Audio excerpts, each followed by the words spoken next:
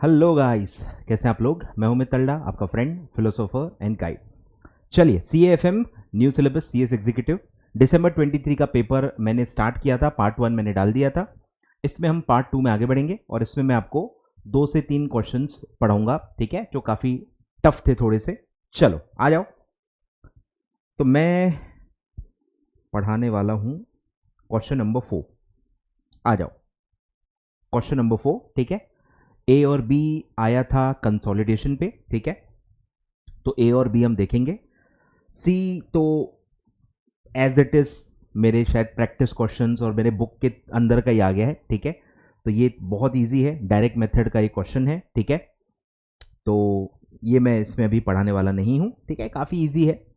और फिर अगर हमको टाइम मिला तो हम वर्किंग कैपिटल का जो क्वेश्चन नंबर 5 है ये भी इस वीडियो में देख लेंगे, ठीक है। चलो स्टार्ट करते हैं, आ जाओ। वीडियो फटाफट पहले लाइक कर देना भाई, that is the bare minimum.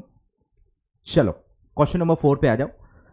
ये काफ़ी अलग क्वेश्चन है, ठीक है। मैंने आई थिंक मैंने अपने रेगुलर लेक्चर्स में भी आई थिंक ऐसा क्वेश्चन नहीं पढ़ाया है, ठीक है। Let me first admit it कि ऐसा ये बहुत अनएक्सपेक्टेड क्वेश्चन आ गया है। और आई थिंक ऐसा क्वेश्चन पहले जो ओल्ड सिलेबस था उसमें भी आई थिंक ऐसा क्वेश्चन नहीं आया है। अपने आप में काफ़ी अनोखा क्वेश्चन ढूंढ के इंस्टीट्यूट ने आपसे पूछा है, ठीक है। काफ़ी अलग है और ऑलरेडी हमारा मैथ्स थोड़ा सा खराब है, इसमें थोड़ा और मैथ्स है, इसीलिए काफ़ी टफ है, ठीक है। चलो let's start. Grammar plus maths का एक क्वेश्चन है बेसिकली। कंसोलिडेशन का तो बहुत ही कम यूज है, आई ख्याल में कंसोलिडेशन का बहुत कम यूज है। मेन यूज है मैथ्स और grammar. Let's start. On 31st December 2023, H Limited has 20,000 shares out of 25,000 shares. 20,000 out of 25,000 has share holding pattern निकाल लो। 20,000 डिवाइडेड बाय 25,000 इंटू 100, तो ये आएगा आपका 80%। 80%, ठीक है। अभी मतलब आपके पास 31 मार्च 2023 पे 80% है, ठीक है। Issued by S limited, H acquired the shares in the following manner. सब ग्रामर बहुत अच्छे से दिया है। एक्चुअली हम क्या करते हैं ना, ऊपर ऊपर से पढ़ते हैं एज इफ कि हमको सब पता है क्या लिखा है, ठीक है। तो ऐसा नहीं होता है, वर्ड टू वर्ड अच्छे से पढ़ो, आपको सब समझ में आएगा। तो यहां साफ लिखा है एक्वायर्ड दीज, यानी कि 20,000 शेयर्स जो एक्वायर किए गए इन द फॉलोइंग मैनर। और लिखा भी हुआ है percentage of shares acquired, percentage of total shares, percentage या शेयर होल्डिंग, ऐसा कुछ नहीं लिखा है। जो भी शेयर आपने एक्वायर किए हैं उसका परसेंटेज है। मतलब इसका बेस क्या है, 20,000 शेयर्स। 20,000 का 25%, 20,000 का 37.5, फिर 37.5। और अगर आप इसका टोटल मारोगे तो 100% आता है। मतलब ये आप इसको शेयर होल्डिंग नहीं मान सकते कि 25% सब्सिडरी का 25% लिया, सब्सिडरी का 37.5 लिया, ये आप मान ही नहीं सकते कि टोटल 100 आ रही है। और ऊपर ही लिखा है कि हमारे पास 100% नहीं है, हमारे पास 80% है। तो ये मैथमेटिक्स है, ये मैथमेटिक्स है, बेस अलग है, ठीक है। तो ये सब 20,000 का है, मतलब ये हमारा शेयर होल्डिंग पैटर्न नहीं है। आपको इसको शेयर होल्डिंग पैटर्न में कन्वर्ट करना पड़ेगा, ठीक है। तो कैसे करेंगे, यहीं पे निकाल के देता हूं मैं आपको, आ जाओ बोलो। तो इससे आप पहले निकालो नंबर कि कितने शेयर्स हमने एक्वायर किए हैं, और फिर आप उसको डिवाइडेड बाय 25,000 के बेस से करके परसेंटेज शेयर होल्डिंग निकाल सकते हो, ठीक है, जो हमको चाहिए फॉर कैलकुलेशन पर्पस। बोलो 20,000 का 25%, 5,000। 20,000 का 37.5, 7,500, 7,500, टोटल आएगा 20,000, ठीक है। अब सबसे मतलब पूरा सब हो गया। अब बच्चे पूछेंगे सर ये 20,000 क्यों लिया। अरे यहां लिखा है ना एक्वायर्ड, एक्वायर्ड का परसेंटेज है, और लिखा भी है ऊपर कि जो एक्वायर्ड शेयर्स हैं इन द फॉलोइंग मैनर, ये सब डेटा एक्वायर्ड शेयर्स का है, और एक्वायर्ड शेयर्स 20,000 है, इसीलिए मैंने 20,000 लिया है। आ रहा है कुछ समझ में? चलो, तो अब हम परसेंटेज होल्डिंग निकालेंगे कि हमने 5,000 शेयर्स लिए, तो इस शेयर होल्डिंग पैटर्न के हिसाब से कितना है, तो 5,000 डिवाइडेड बाय 25,000 इंटू 100। तो कंपनी जो सब्सिडरी कंपनी है उसका कितना परसेंटेज आपने परचेज किया है, 20%। सब्सिडरी का 20% के बराबर होता है ये। फिर 7.5 आपने और खरीदे, तो 7.5 डिवाइडेड बाय 25 इंटू 100। गलती से ये परसेंट आ गया है, ठीक है, कंफ्यूज मत होना। तो 7,500 डिवाइड बाय 25,000 इंटू 100, तो ये हो गया 30%। ये भी सेम है, तो ये भी डायरेक्टली कितना आएगा, 30%। और इसका टोटल आप मारोगे तो आपका आएगा 80%, कि सब्सिडरी का 80% ये होता है, ठीक है, 20, 30, 30। अब आपको ध्यान देना है कि इसको क्यूमुलेटिव करते जाना है। ये ट्रांजैक्शंस हैं कि आपने पहले 20 लिया, फिर 30 लिया, फिर 30 लिया, लेकिन जब आप सब्सिडरी के प्रॉफिट्स लेते हो तो क्यूमुलेटिव हो जाएगा ना। पहले 20 लिए, फिर 30 लिए, तो 20 प्लस 30 आपकी क्यूमुलेटिव होल्डिंग कितनी हो गई, 50%। फिर 50 था और 30 लिया, तो आपकी क्यूमुलेटिव शेयर होल्डिंग कितनी हो गई, 80%। तो क्यूमुलेटिव करते जाना है, ये भूलना नहीं है, ठीक है। तो क्यूमुलेटिव भी निकाल लो, सी लिख देता हूं, क्यूमुलेटिव पहली डेट पे 20 था तो क्यूमुलेटिव भी 20 रहेगा। फिर 30 आपने और लिया तो ये हो गया 50, 30 प्लस 20 50, 50 प्लस 30 80। आए ख्याल में? ये आपको ध्यान देना है। तो ये हो गया आपका फर्स्ट वर्किंग, ठीक है, लिख लो।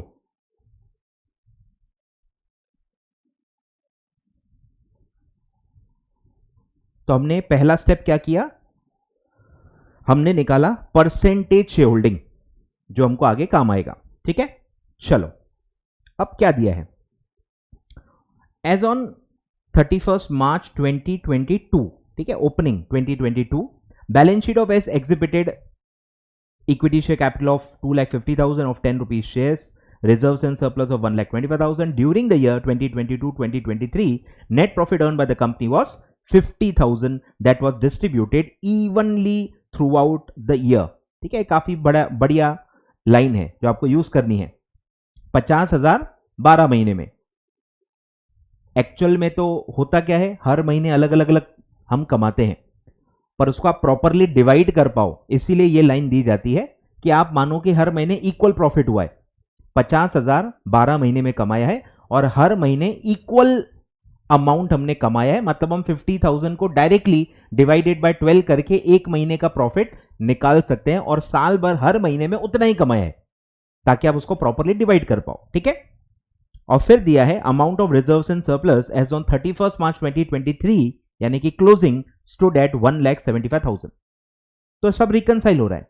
ओपनिंग 1,25,000 है, 50,000 आपने कमाया है, दोनों ऐड हो जाएंगे, क्लोजिंग हो जाएगा 1,75,000। सब सॉर्टेड है, ठीक है। अब आपको पूछा क्या है, ascertain the share of parent company in the profits of S limited as on the dates of acquisition of these shares, ठीक है। नहीं गुडविल बोला है, कुछ भी नहीं बोला है, कुछ भी नहीं करना है, सिर्फ प्रॉफिट्स जो है एस लिमिटेड के, उसमें होल्डिंग का कितना अमाउंट आएगा वो आपको निकालना है। अब इसके लिए आपको क्या चाहिए होता है, percentage share holding of the in the S limited, वो नहीं दिया है, आए ख्याल में? तो इसलिए हमने पहले वो निकाल लिया। अब बस हमको डेट वाइज चलना है, डेट वाइज देखना है कि कंपनी ने उस डेट तक का क्या मतलब है, क्यूमुलेटिव देखना है, उस डेट तक प्रॉफिट कितना कमाया है और उस डेट पे आप कितना शेयर होल्डिंग रखते हो, दोनों अमाउंट क्यूमुलेटिव लेने हैं, एज ऑन डेट चलना है सब में, ठीक है। चलो बोलो, सबसे पहला 1/4/2022, ठीक है, 1/4/2022 बोलो, 1/4/2022 पे कितना प्रॉफिट था सब्सिडरी का, दिया हुआ है, ओपनिंग के डेट पे 1,25,000 था, तो 1,25,000 प्रॉफिट था। उस वक्त आप कितना शेयर होल्डिंग रख रहे थे उसमें, 20% निकाला ना उधर ही, ठीक है। तो ये सिंपल है, पहला वाला बोलो 1,25,000 इंटू 20%, तो आपका शेयर कितना होगा 25,000 रुपीज। क्लियर है यहां तक? सेकेंड, अब है 1 अक्टूबर 2022। अब 1 अक्टूबर तक कितना प्रॉफिट कमाया है? तो पहले जो ओपनिंग था वो तो है ही 1,25,000। कितना टाइम गैप आगे हम आ गए? अप्रैल से अक्टूबर कितने महीने होते हैं? 6 महीने, ठीक है। अप्रैल मई जून जुलाई अगस्त सितंबर, सितंबर एंड, ठीक है, 1 अक्टूबर। तो 6 महीने का प्रॉफिट आपको यहां पे ऐड करना है, ठीक है। तो साल भर का कितना है? 50,000 डिवाइडेड बाय 12, ये क्या आएगा? 1 महीने का। हमको कितने महीने का निकालना है? इंटू 6, 6 महीने का। तो ये हो गया आपका क्यूमुलेटिव प्रॉफिट एज ऑन 1/10/2022, ठीक है। बोलो 50,000 डिवाइडेड बाय 12 इंटू 6, तो आधा ही आएगा 25,000। तो 125 प्लस 25, तो ये हो जाएगा क्यूमुलेटिव प्रॉफिट 1,50,000। 1 अक्टूबर पे सब्सिडरी के पास टोटल कितना प्रॉफिट था? 1,50,000। और उस वक्त मैं कितना होल्ड कर रहा हूं, ठीक है, तो निकालो 1,50,000 इंटू उस वक्त मैं कितना होल्ड कर रहा हूं क्यूमुलेटिव 50%, ठीक है, सब निकाल के दिया है आपको। तो यहां आएगा इंटू 50%, यानी कि 75,000 रुपीज आ रहा है क्या? सब निकाल के देख लो साथ साथ में, ठीक है।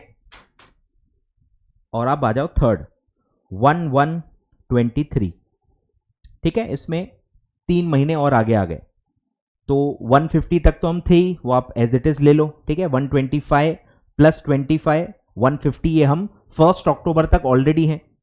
कितने महीने आगे जा रहे हैं? अक्टूबर नवंबर दिसंबर, 3 महीने का और प्रॉफिट ऐड कर दो। बोलो सेम 50,000 डिवाइडेड बाय 12 इंटू 3, कितना आएगा? पहले ब्रैकेट का वैल्यू निकालो, ये आएगा 12,500, 12,500 प्लस 1,50,000, तो ये आएगा 162,500। और उस वक्त मैं कितना होल्ड कर रहा हूं? क्यूमुलेटिव हो गया था 80%, तो इंटू 80%, तो ये आएगा 1,30,000, ठीक है। तो ये 3 डेट्स पे आपको सिर्फ पूछा गया है। 31 मार्च क्लोजिंग पे क्या होगा ये सब आपको नहीं पूछा है, आगे का कुछ भी नहीं पूछा है, ज्यादा दिमाग लगाना नहीं। चलो, तो ये काफी अलग था, काफी टफ था, काफी ग्रामर, काफी maths. I am not expecting कि किसी का ये सही गया होगा, ठीक है। चलो लिखो, पहला वर्किंग ये बना लो।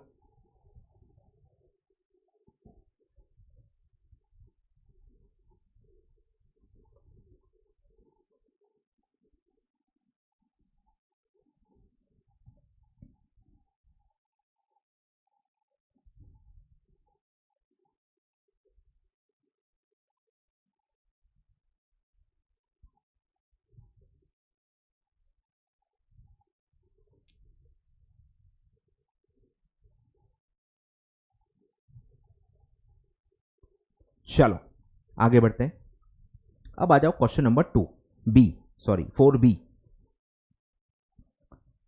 इजी क्वेश्चन है, ठीक है, ये इजी है, कुछ खास नहीं है इसमें। आ जाओ। From the following details calculate the value of goodwill and और capital reserve and minority interest that will reflect the in the consolidated balance sheet as on 31 March 2023, ठीक है। 31 मार्च 2023 पे पूरा डेटा दिया हुआ है। H limited holding, S limited subsidiary, ठीक है। साफ साफ यहां दिया हुआ है कि आप 3,000 शेयर्स होल्ड कर रहे हो, होल्डिंग सब्सिडरी में 3,000 शेयर्स होल्ड कर रहे हैं। Out of how many? तो यहां पे आपको दिख रहा है 4 लाख, और ये एक शेयर 100 रुपीज का है, तो 4 लाख डिवाइडेड बाय 100 करोगे तो आपको नंबर ऑफ शेयर्स मिलेंगे, दैट विल कम टू 4,000। तो 3,000 आउट ऑफ 4,000 इंटू 100, तो ये आएगा 75%। तो होल्डिंग के पास 75 है, मतलब माइनॉरिटी इंटरेस्ट के पास कितना होगा?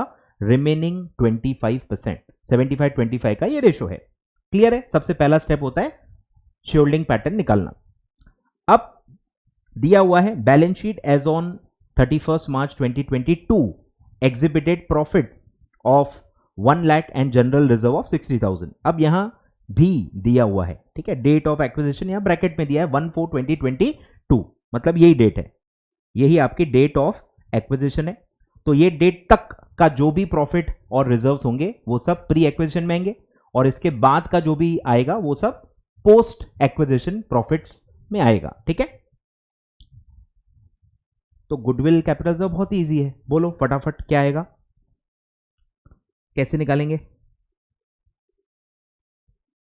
बोलो। गुडविल ऑब्लिक कैपिटल रिजर्व क्या आता है, सबसे पहले कॉस्ट ऑफ एक्विजिशन, ठीक है, रुपीस जो कि है 7 लाख दिया हुआ है, 7 लाख में आपने खरीदा है, माइनस बोलो क्या क्या आएगा, share capital 3000 shares of 100 each, तो ये आएगा 3 लाख। ठीक है, फिर आएगा प्री एक्विजिशन प्रॉफिट्स, बोलो दिया हुआ है, दोनों को ऐड भी कर सकते हो, प्रॉफिट रिजर्व्स ऐड करके भी कर सकते हो, कोई दिक्कत नहीं है, कुछ खास फर्क पड़ता नहीं है, अलग अलग भी दिखा सकते हो। ठीक है, बोलो 1 लाख का 75%। ऊपर हमने यहां कुछ बच्चों को भी प्रॉब्लम होती है कि सर शेयर कैपिटल में इंटू 75 क्यों नहीं किया, कर सकते हो, पर आपको शेयर्स फिर टोटल लेने पड़ेंगे, पूरे 4 लाख का 75% तो उतना ही आएगा 3 लाख। मैंने डायरेक्ट शेयर्स ही 75% ही लिए हैं तो मैंने डायरेक्ट ले लिया है, आप कैसे भी निकाल सकते हो। ठीक है, तो ये आएगा आपका 75,000 और फिर आएगा प्री एक्विजिशन रिजर्व्स 60,000 इंटू 75%। ठीक है, कितना आएगा 45,000, बोलो। तो गुडविल आएगा, ज़्यादा पैसे अपन ने दिए हुए हैं, बोलो 7 lakh minus 3 lakh minus 75,000 minus 45,000, तो ये आएगा 2,80,000, 2,80,000। ठीक है, तो ये आ गया आपका कैपिटल रिजर्व और गुडविल, मतलब गुडविल आया। फिर सेकंड निकालते हैं माइनॉरिटी इंटरेस्ट। ठीक है, माइनॉरिटी में आपको बताइए क्या क्या आता है, बोलो। सबसे पहले आएगा शेयर कैपिटल कितना है, रिमेनिंग 1000, 4000 माइनस 3000, 1000 माइनॉरिटी के पास है इंटू 100, तो ये आएगा 1 लाख, या 4 लाख का 25% 1 लाख। ठीक है, जैसा भी आप निकालना चाहो। फिर आएगा, इसमें सब आता है, प्री भी आता है, पोस्ट भी आता है, इसमें सब आता है, बोलो। पहले प्री का ले लो, प्री एक्विजिशन प्रॉफिट 1 लाख का 25%, तो ये आएगा 25,000। प्री एक्विजिशन का जनरल रिजर्व 60,000 का 25%, पूरा क्लोजिंग का डायरेक्टली भी ले लिया तो भी चलता है। ठीक है, मुझे भी पता है, कुछ बच्चे मुझे बताने की कोशिश कर रहे होंगे, मुझे भी पता है, पर आपका रिटर्न पेपर है, आपको प्रॉपर जैसा होता है ना फॉर्मेट, थोड़ा सब डिवाइड करके अच्छे से बताना पड़ेगा, नहीं तो आप बोलोगे सर हमने तो पूरा सही आंसर निकाला है, हमको पूरे मार्क्स नहीं मिले, फिर आपका कुछ और रोना, आप रोगे। ठीक है, इसलिए बोल रहा हूँ कोई भी शॉर्टकट मत लो, रिटर्न पेपर में जितना डिटेल में आप लिख सकते हो लिखो, ताकि मार्क्स आपको मैक्सिमम मिले। ठीक है, तो प्री एक्विजिशन जनरल रिजर्व ये आएगा आपका 15,000, तो ये हो गया प्री। अब आएगा पोस्ट, बोलो। पोस्ट में कुछ बच्चों को कंफ्यूजन है। अब इसमें होता क्या है, नॉर्मली क्या होता है, नॉर्मली अगर आप जनरल रिजर्व में देखोगे तो बढ़ता है, ओपनिंग से क्लोजिंग जाओगे तो बढ़ता है, और जब भी जनरल रिजर्व बढ़ता है तो हम क्या मानते हैं कि हमने करंट ईयर के प्रॉफिट्स ट्रांसफर किए होंगे जनरल रिजर्व में। इस क्वेश्चन में उल्टा हो रहा है, ओपनिंग दिया हुआ है 60,000 पर क्लोजिंग दिया है 0, मतलब ओपनिंग 60 था, 60 से घट के हो गया 0। अब दिया नहीं है, क्यों, हो सकता है कहीं यूटिलाइज की गई हो, कोई लॉस को एब्जॉर्ब किया गया हो, कुछ नहीं दिया है ना, तो आप मानो कि आपने वो प्रॉफिट एंड लॉस में ट्रांसफर कर दिया है, करंट ईयर के प्रॉफिट में आपने ट्रांसफर कर दिया है, कोई दिक्कत नहीं है। आपको अकाउंटिंग एस्पेक्ट पे ध्यान देना है। अगर आपको कोई इंफॉर्मेशन नहीं दी है कि ये क्यों घट रहा है, तो वहां दिमाग लगा के कोई फायदा नहीं है, खत्म हो जाएगा दिमाग, खत्म हो जाएगा, मैं बता रहा हूं, ज्यादा दिमाग लगाना ही नहीं, क्योंकि क्वेश्चन जैसा आप चाहते हो वैसे नहीं बनते, उसमें कुछ ना कुछ अधूरा होता ही है, और वहां दिमाग खपा के कोई फायदा नहीं होता है। जो आपको समझ में है वैसा अजम्पशन लेके आगे बढ़ो। तो अगर जनरल रिजर्व बढ़ती है तो हम मानते हैं कि करंट ईयर का प्रॉफिट वहां ट्रांसफर किया होगा, अब घट रही है तो हम मानेंगे कि जनरल रिजर्व को पीएनएल में ट्रांसफर कर दिया होगा, सिंपल। ठीक है, तो बोलो, अब बोलो पोस्ट एक्विजिशन प्रॉफिट, यानी पूरा करंट ईयर क्या है, पोस्ट है, मतलब आपको प्रॉफिट फॉर द ईयर निकालना है। प्रॉफिट फॉर द ईयर कैसे निकालते हैं, क्लोजिंग माइनस ओपनिंग। अब यहां जनरल रिजर्व का भी इफेक्ट आपको लेना पड़ेगा, ठीक है। बोलो, सबसे सिंपल है, दोनों को ऐड कर दो, जो इंस्टीट्यूट ने भी किया है सबसे सिंपल वही है, दोनों ऐड कर दो, क्योंकि एक बढ़ रहा है एक कम हो रहा है, वहां आ जाता है मैथ्स जिसमें आप कमजोर हो, कमजोर खिलाड़ी हो, ठीक है। तो सबसे बेस्ट यही है जो इंस्टीट्यूट ने किया है, दोनों ऐड कर लो, खत्म करो कहानी, क्योंकि फर्क नहीं पड़ता, प्रॉफिट अलग दिखा रहे, रिजर्व अलग से दिखा रहे, कोई इतना खास फर्क पड़ता नहीं है इससे, ठीक है। आंसर सब में सेम ही आता है, बट आपको अलग करना है तो अलग भी कर सकते हैं, कोई दिक्कत नहीं है, ठीक है। तो मैं क्या करूंगा, क्योंकि जनरल रिजर्व तो जीरो है ना, जनरल रिजर्व जीरो है, तो उसका यहां कोई इफेक्ट नहीं लेंगे, क्योंकि वो 60,000 जो डिक्रीज हो रहा है वो हमने ट्रांसफर कर दिया है, ठीक है। तो बोलो प्रॉफिट फॉर द ईयर क्या आएगा, क्लोजिंग कितना दिया है 4 लाख, बोलो, माइनस ओपनिंग 1 लाख दिया हुआ था, ठीक है। मतलब रिजर्व का इफेक्ट लेने के पहले, रिजर्व का इफेक्ट लेने के पहले हमारा प्रॉफिट कितना इंक्रीज हो रहा है 3 लाख। अब हम जनरल रिजर्व का इफेक्ट लेंगे कि ये 3 लाख जो प्रॉफिट बढ़ रहा है ये पूरा ऑर्गेनिक प्रॉफिट नहीं है, इसमें से 60,000 क्या है, जनरल रिजर्व से जो आया है। आ रहा है कुछ समझ में, पूरा 360 करंट ईयर का प्रॉफिट नहीं है, इसमें 60,000 क्या है, जनरल रिजर्व ट्रांसफर किया गया है, आए ख्याल में। तो ये आपको इफेक्ट लेना पड़ेगा, ये आपको यहां इफेक्ट लेना पड़ेगा, ठीक है। तो क्या लेंगे, 3 लाख पूरा प्रॉफिट है क्या, नहीं है, हमको निकालना क्या है, बच्चे भूल जाते हैं कि हमको निकालना क्या है, हमको क्या निकालना है कि हमने करंट ईयर में प्रॉफिट कितना कमाया।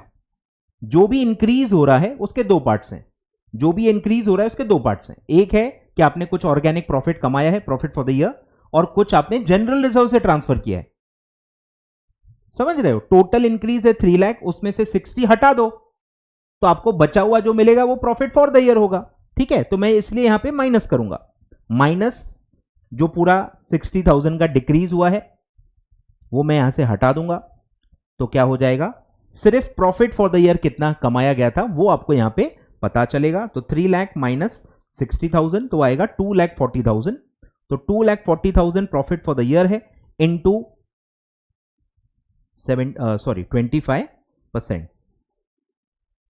हम माइनॉरिटी में हैं, इनटू 25%,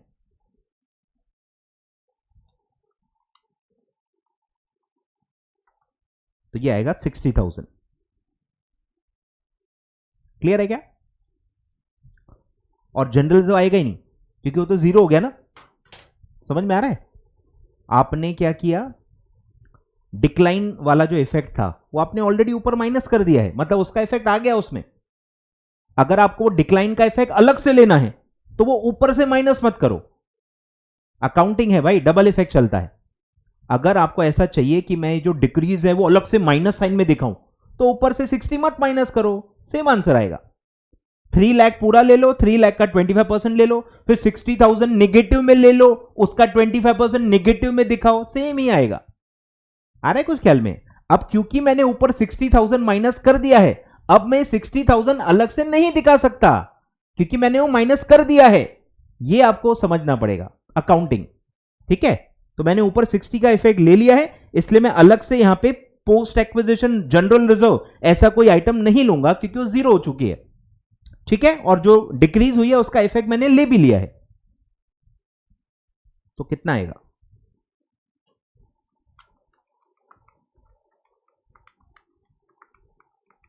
टू लाख। क्लियर है क्या। तो मैं यहां हाईलाइट कर रहा हूं कि ये मैंने यहां माइनस कर दिया है, ठीक है, ये 60,000 डिक्लाइन माइनस कर दिया है, तो इसलिए आपको अलग से इसका इफेक्ट लेने की जरूरत नहीं है, ठीक है। 2 लाख हमारा आंसर सही है। क्लियर है क्या, लिखो।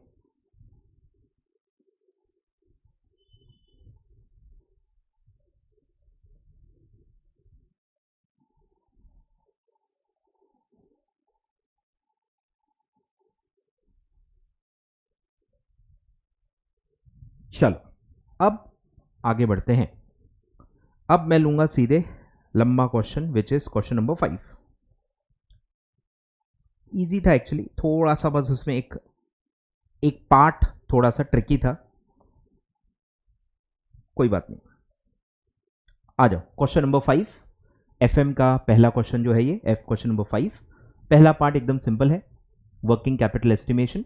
ऑलरेडी मैं इस टाइप के काफी क्वेश्चन लेक्चर बायस को पढ़ा चुका हूं, ठीक है। तो ये टिपिकल सेम क्वेश्चन, उसी टाइप का क्वेश्चन है, ठीक है। कैश कॉस्ट बेसिस पे है, सब लगभग सिमिलर है, इस टाइप का मैंने पढ़ाया हुआ है, ठीक है। अब ये लंबे होते हैं, इसमें बहुत छोटे छोटे चीज़ों पे ध्यान देना पड़ता है, ठीक है। तो ये थोड़ा सा आपके स्किल का प्रदर्शन यहाँ पे लगेगा कि आप कितने स्किलफुल हो, आप कैसे बारीकियां पकड़ते हो, ठीक है, आपके ऊपर है। चलो let's start. XYZ limited is a company manufacturing standardised chandeliers, पता नहीं क्या है, segment, the segment they deal in is more और less oligopolistic kind of market, ठीक है। खैर कोई काम का होता नहीं है, काम की बात पे अपन ध्यान देते हैं। On 1st April 2023, the board of directors is desirous of knowing the amount of working capital that will be required to meet the planned level of operation during the year 2022-2023, ठीक है।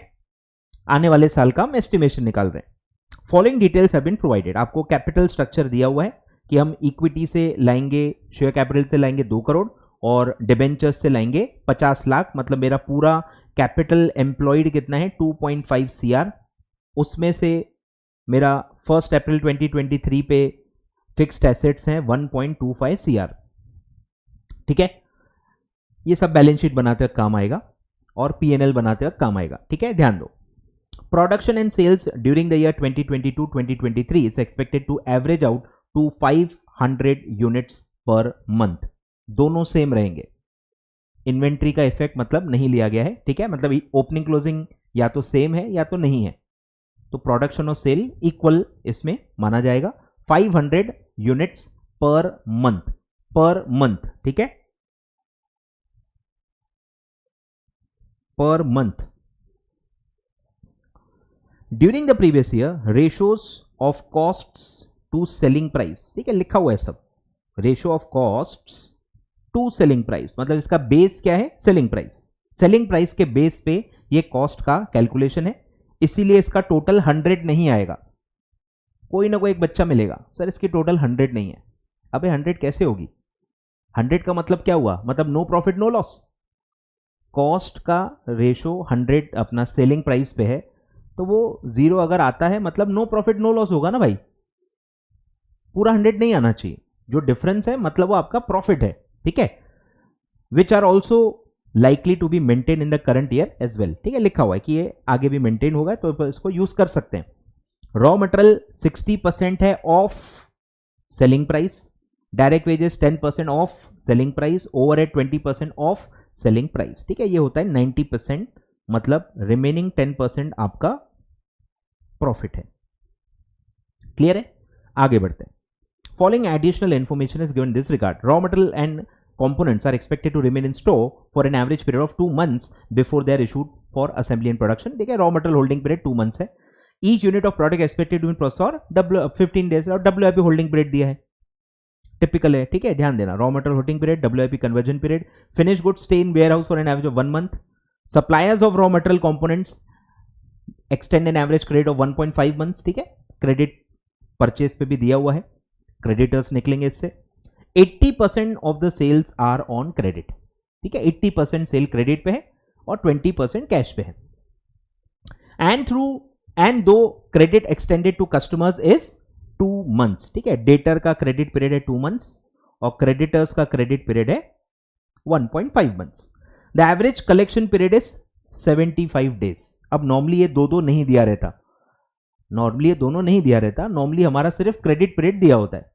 अब जब दोनों दिया जाए तो क्या लें, तो फिर आपको एक्चुअल एवरेज कलेक्शन पीरियड निकालना पड़ेगा, मतलब आपको आपके पैसे कितने दिनों बाद एक्चुअली मिलते हैं। मतलब कंफ्यूजन उसको हो सकता है जिसको ये ना पता हो कि क्रेडिट पीरियड होता क्या है, उनको कंफ्यूजन होगा ही होगा कि उनको पता ही नहीं क्रेडिट पीरियड होता क्या है। क्रेडिट पीरियड का मतलब होता है कि हमने कितना समय दिया है। मैं सबको सेम समान एक समान में टाइम देता हूं 2 महीने, अब जब एक्चुअली लोग पैसा देंगे तो अलग ही इस पे देंगे ना, सब क्या सारे लोग सारे डेटर्स 60th डे जो 2 महीने एंड होते हैं उसी डे पे शाम को आएंगे क्या पैसे देने? नहीं ना, कोई पहले देगा, कोई बाद में देगा, कोई अलग अलग तारीखों पे मिलेगा पैसा। तो मेरा पैसा एक्चुअली कब मिलेगा वो मेरा एवरेज कलेक्शन पीरियड बताएगा। एवरेज कलेक्शन पीरियड क्या है? एक्चुअली लोग कितने दिनों बाद मुझे पैसे दे रहे हैं। मैं उनको 2 मंथ दे रहा हूं, इससे क्या फर्क पड़ता है? पैसा मिला थोड़ी उसमें, 2 महीने दिए, 2 महीने में मिला क्या? नहीं ना। अगर मेरा एवरेज कलेक्शन पीरियड भी 2 मंथ्स है तो मैं मानूंगा कि 2 महीने दिए और 2 महीने में ही मिले। ऐसा होता ही नहीं है कि जितना आप क्रेडिट पीरियड देते हो एग्जैक्टली उतने पे ही मिल जाए।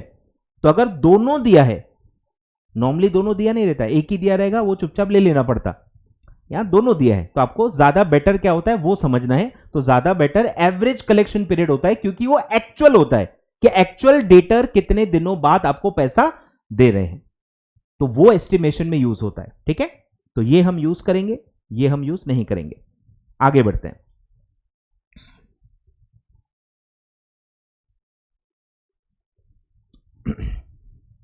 चलिए बढ़े आगे। तो यहां ये अपने काम का नहीं है, 75 डेज अपने काम का है। On an average overheads of 2 weeks remains outstanding. तो ये आपको आउटस्टैंडिंग एक्सपेंसेस जो आप लेते हो करंट लाइबिलिटी में, ये वो दिया हुआ है। सेलिंग प्राइस आपको दिया है सीधे 5000 per unit. WIP cost involve, ठीक है, हमेशा दिया रहता है, नहीं दिया है तो आपको अज्यूम करना होता है। मैं आपको ये पढ़ा चुका हूं ऑलरेडी, तो वैसा ही दिया है जैसा हम अजम्पशन भी लेते ही हैं कि मटेरियल पूरा लग चुका है, ओवरहेड और लेबर 50% है। ठीक है, तो ये नॉर्मल अजम्पशन ही होता है वैसे भी।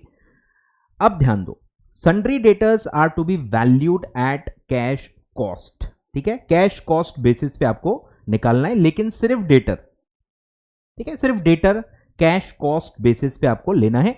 Entire overheads cost is assume to be cash. ठीक है, कैश में ही है, डेप्रीसिएशन कुछ दिया नहीं है, मतलब खर्चा जो है वो पूरा कैश में ही है, उसमें कोई नॉन कैश एलिमेंट नहीं है। 1 year is equal to 360 days और 52 वीक्स। ठीक है, थैंक यू ये सब देने के लिए, क्योंकि काफी कंफ्यूजन क्रिएट हो जाता है बच्चों के मन में, क्या लें नहीं लें वो लें। ठीक है, फालतू के कंफ्यूजन है ही नहीं, सब डायरेक्टली दिया हुआ है। अब है assuming production and sales follow a constant pattern. ठीक है, इन्वेंट्री मतलब ज्यादा फ्लक्चुएट नहीं होती है, तो सेल और प्रोडक्शन लगभग सेम ही होता है। You are required to prepare an estimate of working capital required with the company for the ensuing year at 10% to your calculated figure for contingencies. ठीक है, ये 10 मार्क मैं कह रहा हूं काफी इजी था, ये मैं नहीं मान सकता कि ये टफ था। इसमें 10 में से 5-6 मार्क्स तो मिलने ही चाहिए थे स्टेप मार्किंग से। भाई एक आध जगह चलो आपकी गलती हो जाएगी और आपका फाइनल आंसर गलत हो जाएगा, स्टिल 10 में से 5, 10 में से 6 कुछ तो मिलेंगे, आए ख्याल में। तो लेट्स स्टार्ट, आ जाओ, let's start working capital estimation.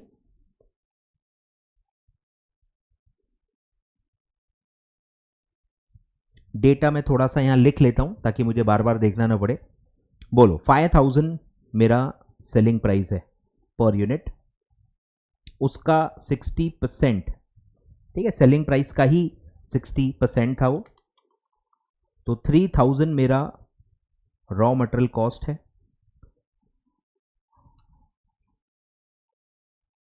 10% direct wages है यानी 500, और 20% मेरे ओवरहेड्स हैं मतलब कि 1000। ठीक है, तो मेरा टोटल कॉस्ट हो गया 4500 और 500 जो है वो मेरा प्रॉफिट है। क्लियर है यहां तक? टोटल प्रोडक्शन एंड सेल्स कितना है? 500 यूनिट्स इंटू 12। साल के कितने यूनिट्स हम बना के बेच रहे हैं? 6000 यूनिट्स। ठीक है, क्लियर है? ये डेटा काफी काम में आएगा। चलो आगे बढ़ते हैं, वर्किंग कैपिटल एस्टिमेशन। सबसे पहले क्या करते हैं अपन? Raw material. बोलो, रॉ मटेरियल एस्टिमेट करेंगे। रॉ मटेरियल का बेस क्या होगा? Raw material consume for the year. ठीक है, बोलो रॉ मटेरियल होल्डिंग पीरियड क्या है? दिया हुआ है, लाइन से चलेंगे, 2 मंथ्स का आपका होल्डिंग पीरियड है। बोलो साल भर का रॉ मटेरियल का खर्चा कितना है? साल भर का रॉ मटेरियल का खर्चा कितना है? रॉ मटेरियल साल भर में कितने यूनिट्स यूज हो रहे हैं? बोलो, इनपुट आउटपुट रेशो मानना पड़ेगा आपको कुछ कि कितना रॉ मटेरियल लगता है 1 यूनिट ऑफ आउटपुट के लिए। नॉर्मली कुछ नहीं दिया है तो 1:1, एक आउटपुट के लिए एक इनपुट लगेगा, एक यूनिट आउटपुट के लिए एक यूनिट इनपुट लगेगा, ठीक है। तो साल भर में कितना रॉ मटेरियल कंज्यूम करूंगा, मैं 6000 यूनिट्स बना रहा हूं, बना के बेच रहा हूं, प्रोडक्शन सेल्स इक्वल है, तो 6000 यूनिट्स मैं बना रहा हूं, एक यूनिट का रॉ मटेरियल का खर्चा कितना है 3000, यहां इसलिए मैंने लिख के रखा है, ठीक है। तो ये मेरा हो गया पूरा रॉ मटेरियल का खर्चा। अब ये कितने का है, साल का है, पूरे साल का है। हमारा होल्डिंग पीरियड कितना है 2 मंथ्स, मंथ्स में है, तो इसको हम क्या करेंगे डिवाइडेड बाय 12, और मुझे कितने महीने का निकालना है तो इंटू 2। बोलो तो रॉ मटेरियल कितना मैं होल्ड करता हूं, 6000 इंटू 3000 डिवाइडेड बाय 12 इंटू 2, तो ये आ गया 30 लैक्स। 30 लैक्स का मैं रॉ मटेरियल होल्ड करता हूं।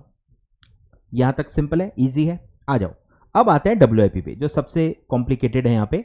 इसमें आपको पता ही होगा कि हम अलग अलग निकालते हैं, क्योंकि परसेंटेज कंप्लीशन अलग अलग होता है, ठीक है। बोलो रॉ मटेरियल WIP के अंदर तीनों कंपोनेंट्स अलग अलग लेने। अब ओवरहेड और वेजेस का परसेंटेज कंप्लीशन सेम है, तो उनका कॉस्ट वगैरह आप जोड़ के उनका कॉमन वर्किंग आप निकाल सकते हो, कोई दिक्कत नहीं है। ध्यान दो, तो इसके अंदर मटेरियल कितना है, बोलो पहले तो WIP का बेस निकालो, कितने डेज का WIP है 15 डेज, बोलो 15 डेज का WIP है, मटेरियल 100% है, ठीक है। तो पूरा 6000 यूनिट्स इनटू आपका जो मटेरियल का कॉस्ट है, ठीक है, बोलो 3000 डिवाइडेड बाय, अब डेज में है 15 डेज है तो 360 लेंगे यहां पे, इंटू 15, इंटू 100 करने की जरूरत नहीं है, 100 मतलब सेम ही होता है ना, तो आप भले भी कर सकते हो, इंटू 100% सेम ही होता है। बोलो तो ये आएगा 7,50,000, ठीक है, 7,50,000 सिर्फ मटेरियल का पार्ट। फिर आते हैं वेजेस प्लस ओवरहेड्स। बोलो वेजेस प्लस ओवरहेड करोगे तो दोनों का कॉस्ट ऐड कर देना बस। बोलो 6000 यूनिट्स है इनटू, ठीक है। तो यहां ध्यान देना है, इनका कंप्लीशन 50% है, एक बात ध्यान रखना है। और दो चीजों को जब आप साथ में लेते हो तो उनका कॉस्ट ऐड करना है। यूनिट्स तो दोनों का सेम ही है ना 6000, बोलो इनके कॉस्ट ऐड करो, ये यहां पे, ठीक है, ये कॉस्ट में ऐड कर रहा हूं 500 मतलब 1500। इंस्टीट्यूट ने कैसे लिया है मैं उसके लिए जवाबदार नहीं हूं, सर इंस्टीट्यूट ने ऐसे लिया है, अरे मैं क्या करूं, मैं अगर वो आपको एक्सप्लेन नहीं कर पा रहा हूं तो मैं क्यों यूज करूंगा, मैं मेरे हिसाब से करूंगा जो आपको इजी लगे, ठीक है। तो प्रेजेंटेशन चेंज कर सकते हैं, ऐसी कोई दिक्कत नहीं है, ठीक है। तो 500 प्लस 1000 1500, ठीक है, डिवाइडेड बाय 360 इंटू 15, ये हो गया WIP। अब ये पूरा नहीं लगा है, इसका 50% ही लगा है, तो इंटू 50%, बोलो कितना आएगा,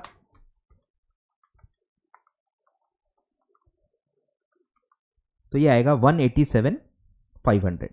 तो मेरा टोटल WIP कितना आएगा 937,500, दिख रहा है, आई थिंक सेम आ रहा है 937,500, ठीक है। इंस्टीट्यूट का भी सेम है, मेरा भी सेम है, पर ये आपको इजी लगेगा आए ख्याल में, तो जो समझे उसके हिसाब से चलो, ठीक है। ये मैं समझा सकता हूं, इसमें हर चीज लॉजिकल है, ठीक है। तो देखो हमने किया क्या, हमने किया क्या, मटेरियल है तो मटेरियल का कॉस्ट लिया, डिवाइडेड बाय 360 इंटू 15 क्यों किया, क्योंकि हम किस में हैं, हम WIP में है, WIP कैलकुलेट करना है ना, तो WIP 15 डेज का है, तो डिवाइड बाय 360 इंटू 15, तो ये WIP के लिए किया। फिर दिया हुआ है कि मटेरियल 100% लग गया है, तो इंटू 100% कर लिया। तो ये पैटर्न समझो, फॉर्मूले का पैटर्न समझो। तो वैसे ही इनके लिए क्या किया, दोनों को ऐड कर दिया और WIP में कन्वर्ट कर दिया, डिवाइड बाय 360 इंटू 15, और दिया हुआ है कि इनका 50% ही खर्चा लगा है, तो इंटू 50% कर दिया। ये फॉर्मूले का पैटर्न है, नंबर्स बदलते रहेंगे, फॉर्मूला सेम ही रहने वाला है, ठीक है। तो ये हो गया हमारा WIP का कैलकुलेशन। अब आते हैं आगे, फिनिश गुड्स। बोलो finish goods holding period, finish goods का कितना आएगा, बोलो फिनिश गुड्स में कितना खर्चा लग चुका होता है, पूरा मटेरियल लेबर ओवरहेड पूरा खर्चा लग जाता है ना, तभी तो फिनिश हुआ। फिनिश गुड्स का मतलब ही क्या है कि पूरा खर्चा लग गया है। अब ओवरहेड्स में फर्क पड़ता है। ओवरहेड्स का अगर ब्रेकअप दिया जाए कि ये फैक्ट्री ओवरहेड है, ये एडमिन है, ये वो है, तो फर्क पड़ जाता है क्या लेना है क्या नहीं लेना है। पर सिर्फ ओवरहेड्स है तो वो फैक्ट्री ओवरहेड्स है ऐसा मान के आपको पूरा ले लेना होता है। ठीक है, बोलो। तो 6000 यूनिट्स इनटू पूरा कॉस्ट में लूंगा, पूरा कॉस्ट, प्रॉफिट नहीं आता उसमें, फिनिश गुड्स में प्रॉफिट नहीं आता, तो इनटू 4500। ठीक है, ये आपको ध्यान देना है, 4500 मतलब इसमें मैंने सारे तीनों एलिमेंट्स ले लिए, material, labour, overhead, divided by, अब कितना होल्डिंग पीरियड है अलग है, 1 मंथ, मंथ्स में है तो divided by 12 into 1, 6000 into 4500 divided by 12 into 1, तो ये आएगा 22,50,000। अब अगर इसमें सर कोई नॉन कैश एलिमेंट दिया रहता तो वो यहां पे माइनस कर देते। अगर अलग से डेप्रीसिएशन दिया होता और अगर ये भी लिखा होता कि फिनिश गुड्स भी कैश कॉस्ट पे लेना है। अब यहां आपको फर्क समझना है, कैश कॉस्ट जो लिखा है वो सिर्फ डेटर की लाइन में लिखा है, सिर्फ डेटर के लिए ही कैश कॉस्ट बेसिस लेने के लिए कहा है, पूरे क्वेश्चन के लिए कॉमन लाइन नहीं दी है।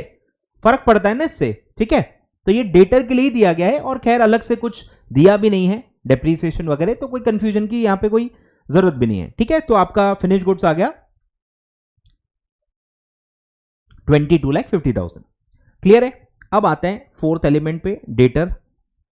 अब यहां पे लिखा हुआ है कैश कॉस्ट बेसिस, मतलब इसमें प्रॉफिट नहीं लेना है। नॉर्मली डेटर में प्रॉफिट आता है, debtor is valued at selling price which includes profit.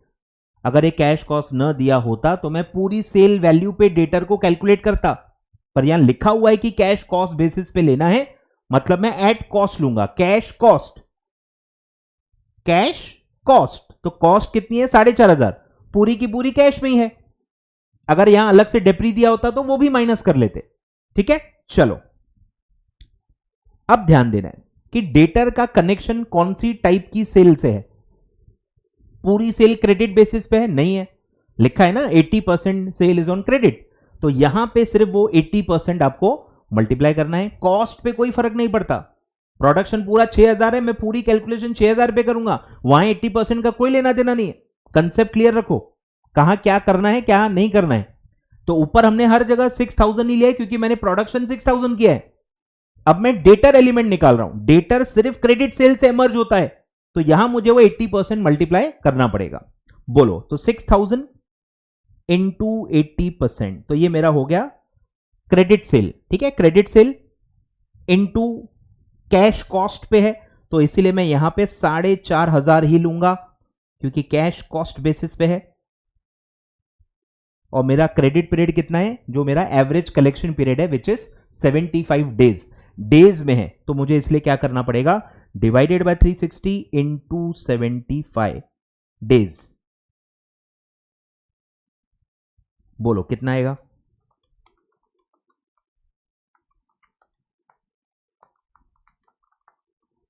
45 lakhs।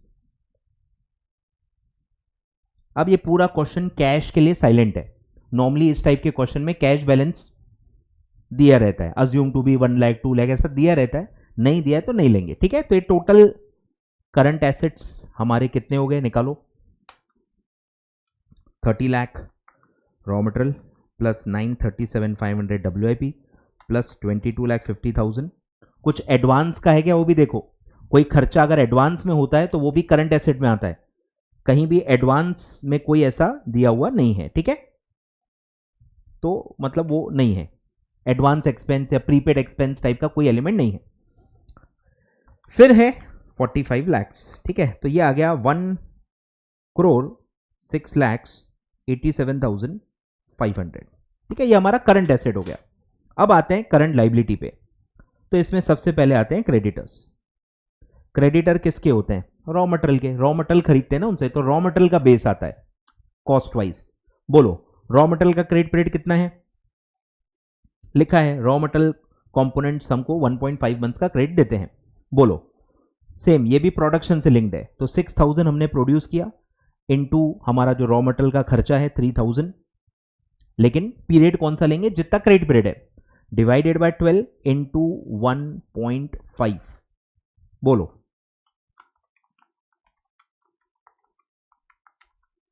22,50,000 आ रहा है, 22,50,000, यस 22,50,000। फिर आते हैं, ठीक है, सब नोट करो, अगर आपको नहीं आता है कोई प्रॉब्लम नहीं है, पर आप नोट तो करो कि यहां हम प्रोडक्शन ही ले रहे हैं, हम क्रेडिटर से क्या लेते हैं, रॉ मटेरियल, तो रॉ मटेरियल का कॉस्ट इसीलिए यहां पे लेंगे। फिर क्रेडिट पीरियड जो है 1.5 हो, क्रेडिटर का यहां पीरियड लेंगे, ठीक है। आगे बढ़ते हैं, अब है आउटस्टैंडिंग वेजेस, बोलो वेजेस में क्या दिया है,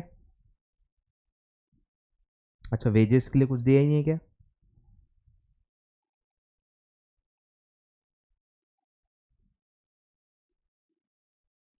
वेजेस के लिए कुछ नहीं दिया, मतलब आउटस्टैंडिंग एक्सपेंसेस आएगा सिर्फ ओवरहेड्स का 2 वीक्स, बोलो आउटस्टैंडिंग एक्सपेंसेस 2 वीक्स के ओवरहेड्स आपके आउटस्टैंडिंग होते हैं, बोलो साल भर के पहले ओवरहेड्स निकालो, 6,000 हमारा प्रोडक्शन है, इनटू ओवरहेड का कॉस्ट कितना है 1,000 ऊपर लिखा हुआ है, अब ये वीक्स में है तो डिवाइडेड बाय 52 इंटू 2, बोलो कितना आएगा,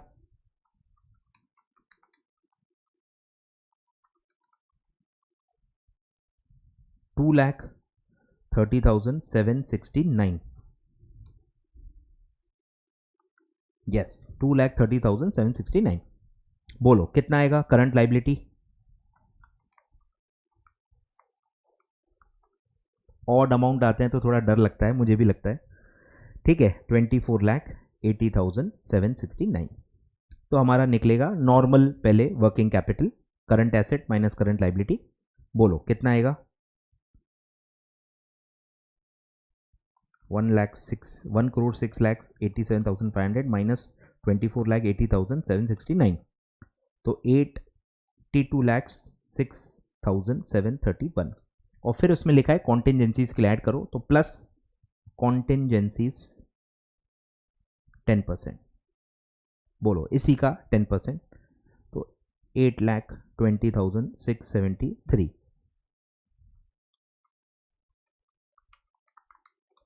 तो ये आएगा 90,27,404, क्लियर है क्या, आ रहा है यहां तक,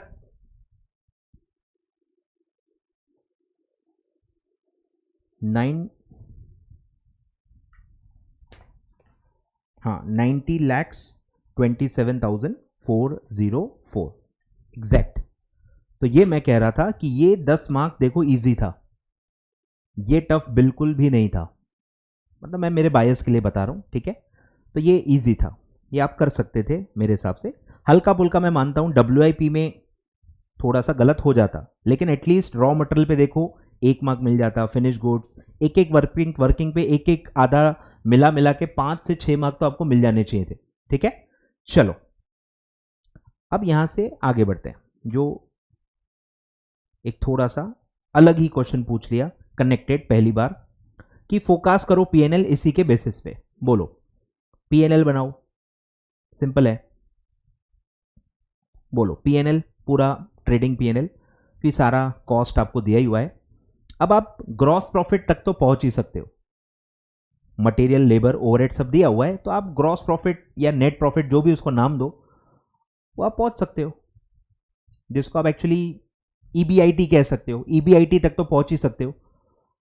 फिर इंटरेस्ट के लिए आपको वो डिबेंचर वगैरह दिया हुआ है, तो वो आपको क्लिक होना चाहिए कि इतने डिबेंचर ले रहे तो उसका इंटरेस्ट आएगा, टैक्स रेट दिया नहीं है, दिया होता तो मैं वो भी ले लेता, ठीक है। तो सेल निकालो, सेल आपको पता है कितना है 6,000 कैश क्रेडिट मिला के टोटल सेल इनटू 5,000, ठीक है, total sale 6,000 units into 5,000 per unit, तो ये आएगा 3 करोड़, 3 करोड़ मेरी सेल है, इसमें आएगा पहले रॉ मटेरियल, बोलो 6,000 इंटू 3,000, डायरेक्ट उसका 50% भी ले सकते हो, ठीक है, तो वो आएगा, सॉरी 60% ले सकते हो, 1,80,00,000, ठीक है। फिर आएगा डायरेक्ट वेजेस, वो आएगा आपका 10%, 3 करोड़ का 10% 30 लाख, और फिर आएगा ओवरहेड, यहां आप भले इसको जीपी ले सकते हो, ठीक है। आई थिंक उन्होंने ओवरहेड भी जीपी में ही लिए है, क्योंकि ओवरहेड कौन से हैं वो दिए नहीं है, फैक्ट्री है क्या है पता नहीं है, तो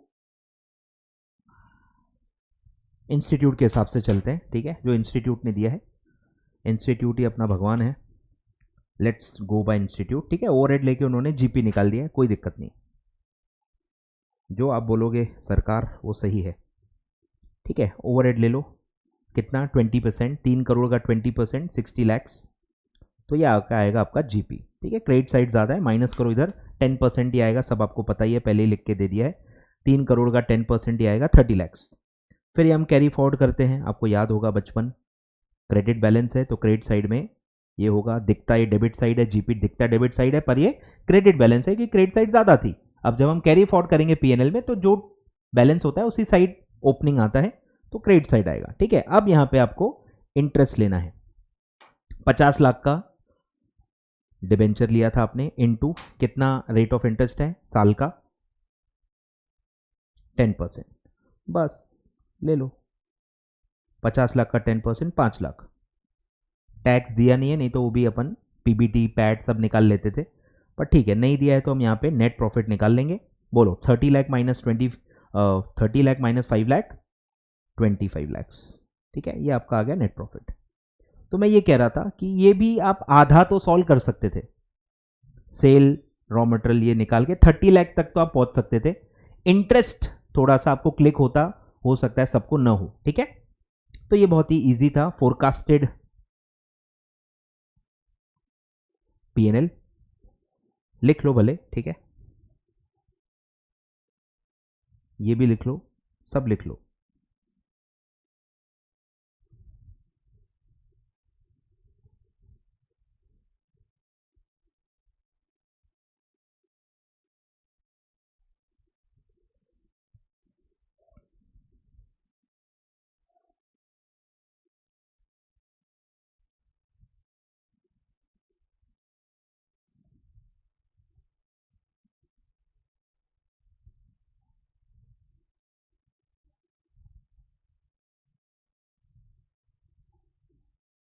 ठीक है, अब आते हैं forecasted balance sheet.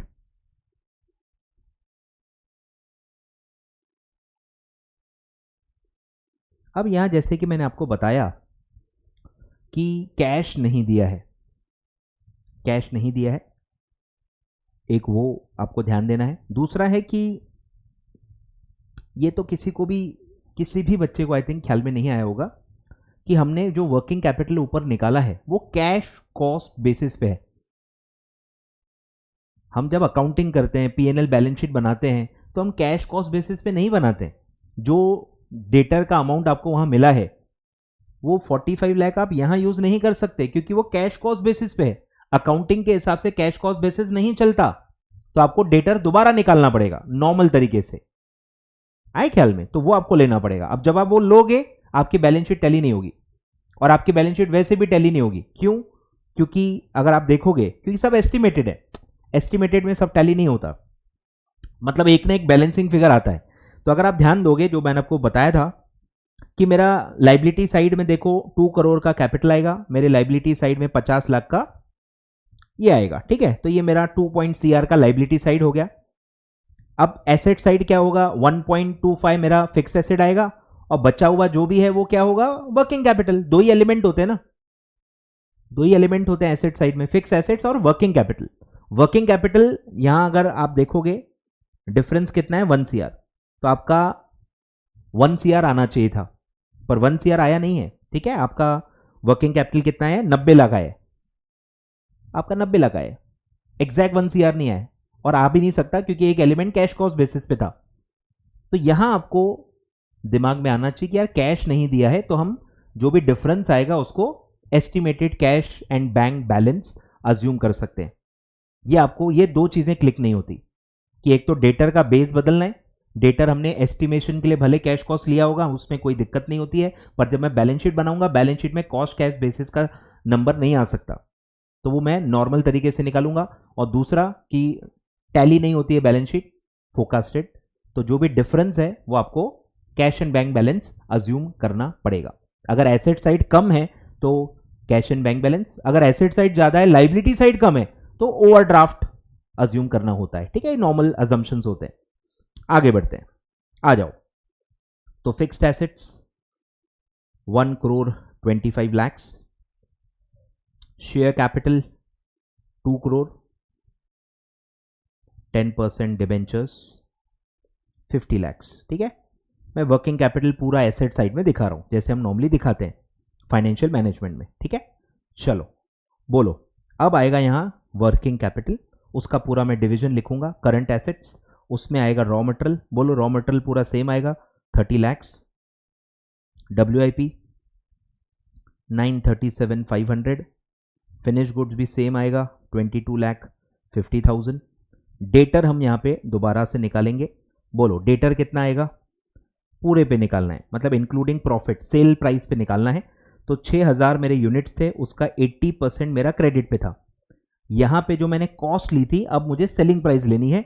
Selling price पूरी मेरी थी 5,000 per unit, divided by 360 into 75। ठीक है, कलेक्शन पीरियड जो हम ले रहे थे।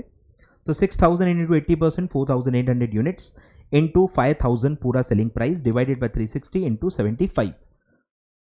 तो ये आएगा पूरा 50 लाख। ठीक है, तो प्रॉफिट का एलिमेंट इसमें ऐड हो गया 50 lakhs। और यहां पे आपको कैश बैंक का एक बैलेंसिंग फिगर लेना है, ये अभी नहीं निकाल सकते। तो ये आप एक सब टोटल ले लेना करंट एसेट की। फिर आप ले लो करंट लाइबिलिटी, बोलो उसमें आएगा क्रेडिटर था 22,50,000, और एक था आउटस्टैंडिंग एक्सपेंसेस, तो वो था कितना था 2 लाख। अच्छा, उसमें भी देखो आपने कॉन्टिजेंसी ली थी, कॉन्टिजेंसी बैलेंस शीट में तो आती नहीं है, वो तो आप वर्किंग कैपिटल एस्टिमेशन में ले लो, कोई दिक्कत नहीं है, वहां कोई रोक टोक नहीं है। बैलेंस शीट में ये सब नहीं कर सकते। ठीक है, तो आपका एक्चुअल वर्किंग कैपिटल सिर्फ 82 lakhs ही था। ठीक है, बोलो 2,30,769, 2,30,769। तो टोटल करंट लाइबिलिटी हम निकाल सकते हैं। अब देखो वर्किंग कैपिटल का आउटर फिगर तो आपको पता ही है ना, समझ में आ रहा है। अगर ये टोटल है मेरी 2,50,00,000, ठीक है, तो ये भी टोटल कितनी होगी 2,50,00,000। उसमें से 1,25,00,000 ऊपर दिया हुआ है, तो ये भी कितना होना चाहिए 1,25,00,000। ठीक है, ये आपका बैलेंसिंग फिगर है। अब रिवर्स वर्किंग करते जाओ। लाइबिलिटीज कितनी है 24,87,69। ठीक है, तो अब आपको उल्टा सोचना है कि पूरे करंट एसेट कितने होंगे, कि उसमें से 24,80,769 माइनस करके आपका वर्किंग कैपिटल आ रहा है। मतलब आपको इक्वेशन बनाना पड़ेगा, current asset minus current liability is equal to working capital, therefore current asset is equal to working capital add back current liability. तो ऐड बैक कर लो तो आपको टोटल करंट एसेट मिलेंगे। तो 1,25,00,000 प्लस 24,80,769, तो मेरे करंट एसेट होंगे 1,49,80,769। आ रहा है समझ में। तो ये अपन ने फॉर्मूला यूज किया, इन दोनों को ऐड करके ये निकाला। और अब बैलेंसिंग फिगर ले लो कैश को, बोलो 1,49,80,769 माइनस एक एक एलिमेंट माइनस कर दो, minus 30 lakhs, minus 937,500, minus 22,50,000, minus 50 lakhs। तो आपका कैश बैंक होगा 37,93,269। ठीक है, ये हमारा बैलेंसिंग फिगर है।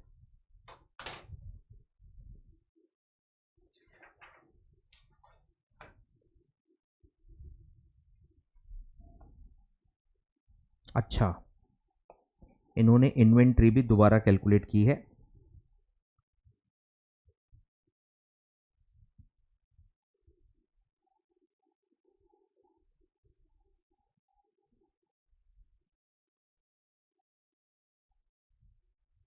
क्या किया इन्होंने, एक सेकेंड।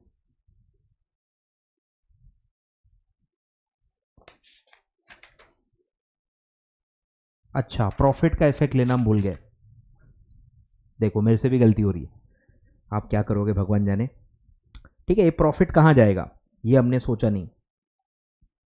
आए ख्याल में, ये उसी साल का प्रॉफिट है ना, पीएनएल कहाँ जाता है, कैपिटल में ऐड हो जाता है। तो यहाँ पे आपको रिजर्व्स एंड सरप्लस लेना है 25 लैक्स। ठीक है, ये भी मतलब हाईलाइट कर लो, ये भूल जाओगे, मैं भी भूल गया हूँ तो आप भी 100% भूलोगे। ठीक है, तो ये प्रॉफिट यहाँ पे आपको कैरी फॉरवर्ड करना है। ये कहाँ जाएगा भाई, इधर ही आएगा ना बैलेंस शीट में। तो ये हो जाएगा आपका 275 बैलेंस शीट की टोटल।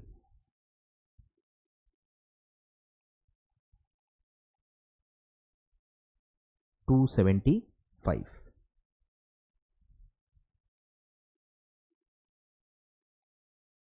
तो ये आ जाएगा 150। ठीक है,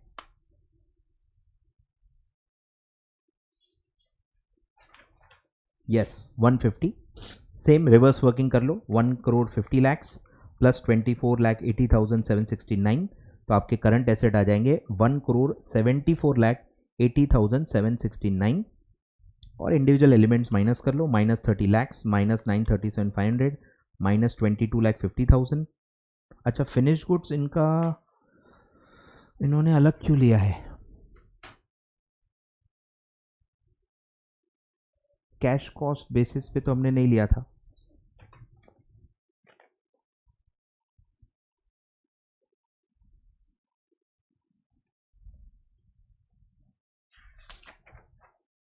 अच्छा, इन्होंने शायद तीनों बस ऐड कर लिया है। ओके, हमने अलग अलग लिया है, ठीक है, कोई दिक्कत नहीं, सेम है। माइनस 50 लैक्स, तो ये आएगा 62,93,269। 62,93,000 करेक्ट, 269। ठीक है, तो हाईलाइट करते जाओ, ठीक है, कि क्या आप भूल सकते हो। तो एक पीएनएल कैरी फॉरवर्ड करना भूल जाओगे, और एक है कि कैश बैंक बैलेंसिंग फिगर लेना होता है। ठीक है, तो स्टेप्स लिख लो। पहला स्टेप है कि आप जो जो एलिमेंट दिया है ले लो। ठीक है, दूसरा पीएनएल को यहां कैरी फॉरवर्ड करो, ये भी पहले स्टेप में आएगा। फिक्स एसेट दिया हुआ था, ये भी फर्स्ट में आएगा। ठीक है, फर्स्ट स्टेप है सारे बैलेंसेस ले लो। सेकंड पीएनएल का रिजर्व्स एंड सरप्लस में ले लो। और थर्ड स्टेप आएगा कि जो जो वर्किंग कैपिटल में आपने एलिमेंट्स लिए हैं वो ले लो, और जहां कैश कॉस्ट लिया है तो उसको नॉर्मल तरीके से निकालो। और फिर लास्ट में आएगा, मतलब जो हमने किया कि लाइबिलिटी साइड हमेशा पूरा दिया रहेगा, तो ये लाइबिलिटी की टोटल करंट एसेट अपना टोटल एसेट की इक्वल होती है, बैलेंस शीट टैली होती है, दोनों इक्वल होती है, तो आप इक्वल ले लो और इसको आप ले लो बैलेंसिंग फिगर। ठीक है, और फिर ये एड बैक करके करंट एसेट आएगा और ये फिर आएगा बैलेंसिंग फिगर। ठीक है, ये एक जो अप्रोच है अपनी लैंग्वेज में भले आप लिख लो। इस टाइप का क्वेश्चन अगर फिर से आता है तो प्रोसेस सेम रहेगा, प्रोसेस सेम रहता है। ठीक है, तो ये आप लिख लो, कोई मना नहीं कर रहा है आपको, आप लिख लो कि पहले हमने सारे बैलेंसेस लिए, फिर सेकंड हमने पीएनएल को यहां लिया, फिर थर्ड हमने टोटल मारी, क्योंकि लाइबिलिटी साइड के सारे नंबर पता चल गए, तो हमने लाइबिलिटी साइड की टोटल मारी। Total liabilities are equal to total asset, ये अज्यूम करके टोटल ले लिया एसेट साइड की। फिर एसेट साइड में दो ही होते हैं, फिक्स एसेट और वर्किंग कैपिटल। फिक्स एसेट दिया हुआ है तो बचा हुआ पूरा वर्किंग कैपिटल होगा, वो हमने अज्यूम कर लिया। फिर हमने एक और बैक वर्किंग की, वर्किंग कैपिटल में करंट लाइबिलिटी एड बैक कर ली, क्योंकि करंट लाइबिलिटी के सारे आइटम पता है, तो हमको टोटल करंट एसेट मिल गए। और करंट एसेट में जो डिफरेंस आता है उसको हमने cash and bank balance assume किया। सब लिख लो अपनी लैंग्वेज में, कोई आपको रोक नहीं रहा। ठीक है, चलो लिखो।